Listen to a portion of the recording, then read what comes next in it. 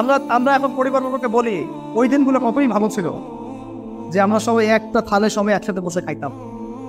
এখন এত ব্যস্ততা, এখানে সফর, আমরা একসাথে থালে খেতেও পারে ছোট্ট একসাথে ভাইরা মিলে পরিবারের সবাই মিলে বসে খাওয়া, হৃদ্যতা বাড়ে, মহব্বত বাড়ে, খাবার ভাগাভাগি করে খাওয়া, পারিবারিক বন্ধন এখানে নেওয়া।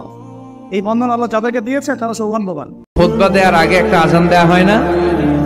দুর্ভাগ্যবশত এই দেশে ওই আজানটা খুব আস্তে আস্তে দেয়, ইমাম সাহেবের মুখের সামনে এসে ছোট্ট ছোট্ট করে দেয় যাতে কেউ শুনতে না পায়, দেয় না এরকম? কিন্তু গোটা বিশ্বে রফিক ভাই এই আজানটাও মাইকে দেয়।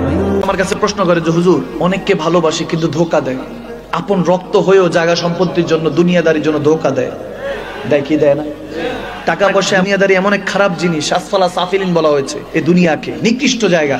আপনি ধোঁকা খেয়ে বোকা হবেনি। আমার নবীর কাছে এক সাহাবা এসে বলছে, ইয়া রাসূলুল্লাহ, যাকে ভালোবাসি, যাকে বিশ্বাস করি, সেই ধোঁকা দেয়, চিনবো কিভাবে কে সত্যিকারের বিশ্বস্ত? আমার নবী বলতেছেন, তাহলে বিশ্বস্ত হওয়ার একটা ওজিফা দিলেন। সুবহানাল্লাহ বলেন। বলে ইয়া আলিমু ইয়া রহমানু ইয়া রাহিমু, পড়েন ইয়া আলিমু ইয়া রহমানু ইয়া রাহিমু, ইয়া আলিমু ইয়া রহমানু ইয়া রাহিমু, তিনবার পরে বলতেছে, মনে মনে তিনবার পরে যাকে বিশ্বাস করতে চান তার চোখে চোখ রাখেন। রাখার পরে যদি দেখেন চোখ এদিক সেদিক হয়, বুঝবেন তার সাথে সম্পর্ক বেশি দিন টিকবে না। আর যদি দেখেন আপনার দিকে তাকায় আছে, পলক ফেলছে না, 2, 4, 5 সেকেন্ড 10 সেকেন্ড আপনার দিকে তাকায় আছে, বুঝবেন তার সাথে আপনার সম্পর্কটা বজায় রাখবেন কে? আওয়াজ দেয় না কে? আবার দেখো যুবক, কোনো জায়গায় ট্রাই করো না। বুঝে গেছে নি? যুবক তো বড় মারাত্মক, কোনো জায়গায় ট্রাই করা যাবে না। এটা হলো আপনার বিশ্বস্ত বন্ধু চেনার উপায় বলেছি। কি কষ্ট হয়েছে? আল্লাহ হেফাজত করুক, আমিন বলেন। আল্লাহর কাছে চাইতে হয়, সিরাতে মুস্তাকিম চাইতে হয়, ইহদিনাস সিরাতাল মুস্তাকিম। আল্লাহ বলে, বান্দা, আল্লাহ কাছে সঠিক রাস্তা, এটা প্রতিদিন চাইতে হয়। এতটা গুরুত্ব কেন দিলেন? ফজরের নামাজ, জোহর, আসর, মাগরিব, এশা, ফরজ নামাজ, সুন্নত নামাজ, নফল নামাজ, তাহাজ্জুদ নামাজ, আউয়াবিদ নামাজ, ইশরাকের নামাজ। আপনি বলেন, আরে আল্লাহ, আমি প্রথম রাকাতে কইছি তো এটা। আল্লাহ আবার কর, আবার কর, তৃতীয় রাকাত আবার কর, বেটা আবার কর, আবার কর, কারণ এটা তোর প্রতিদিন দরকার। ইহদিনাস সিরাতাল মুস্তাকিম। এজন্য আল্লাহ বলে, পুরা কোরআন অন্য খান দিয়া, আজকে এদিক দিয়া, কালকে এদিক দিয়া, এই নামাজে এইখান দিয়া, ওই নামাজে ওইখান দিয়া, এই রাকাতে এইখান দিয়া, ওই রাকাতে ওইখান দিয়া বলতে পারো, কিন্তু সিরাতে মুস্তাকিম প্রত্যেক রাকাতে চাইতে থাকো।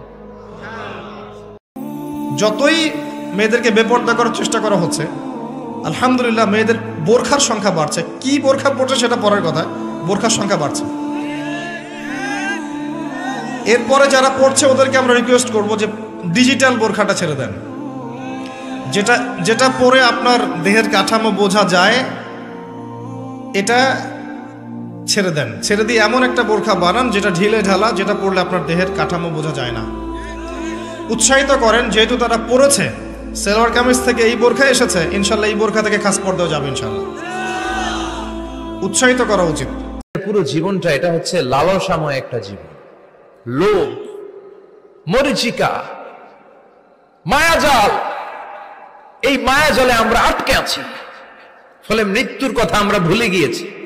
পাগলের মতো ছুটছি, আরো টাকা লাগবে, আরো খ্যাতি লাগবে, আরো যশ লাগবে, আরো দাপট লাগবে। আমার এত টাকা দিয়ে কি হবে? এত সম্পদ দিয়ে কি হবে? এত ব্যস্ততা দিয়ে কি হবে তোমার? স্টপ, থামুন, অনেক হয়েছে। আন্না